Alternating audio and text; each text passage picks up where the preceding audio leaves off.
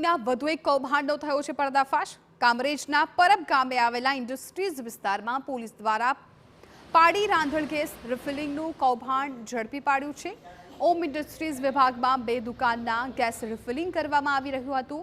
Shridev stores અને માતેશ્વરી નામની દુકાનમાં 14 કિલોના રાંધણ ગેસના સિલિન્ડરમાંથી 5 કિલોની બોટલમાં રિફિલિંગ કરવામાં આવ્યું હતું। પોલીસે અલગ અલગ સાઇઝની 22 જેટલી ગેસની બોટલો, વજન કાંટા સહિતનો મુદ્દામાલ કબજે કર્યો।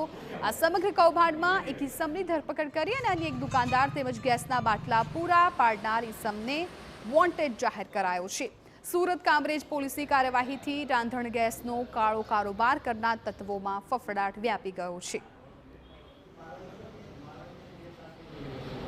પરબ ગામ ખાતે આવેલ ઓમ ઇન્ડસ્ટ્રીઝ વિભાગ 3ના દુકાન નંબર 7 અને 4માં ગેસ રિફિલિંગ ગેરકાયદેસર થતું હોવાનું કૌભાંડ ધ્યાને આવેલું, જે બાબતે બાતમી મળતા રેડ કરતા દુકાન નંબર 7 અને દુકાન નંબર 4માં આરોપી પારસ હરજીરામ ગુજ્જર તથા આરોપી કનૈયાલાલ કલાલ બંને રહે ઉંભેળ ગામ નાઓ પોતાની દુકાનમાં ગેરકાયદેસર રીતે ઘરેલું વપરાશના ગેસના સિલિન્ડર રિફિલિંગ કરતા હોવાનું ધ્યાને આવેલ, જે બાબતે ગુનો દાખલ કરી તપાસ કરતા ગેસ એજન્સી પ્રમુખ કૃપા HP ગેસ એજન્સીના વિકાસભાઈની પાસેથી બાટલાઓ મેળવેલ હોવાનું ધ્યાને આવેલ છે, જે બાબતે કામરેજ પોલીસ સ્ટેશન ખાતે IPC કલમ 285-114 તથા આવશ્યક ચીજવસ્તુ ધારાની કલમ 3 અને 7 મુજબ ગુનો નોંધવામાં આવેલ છે।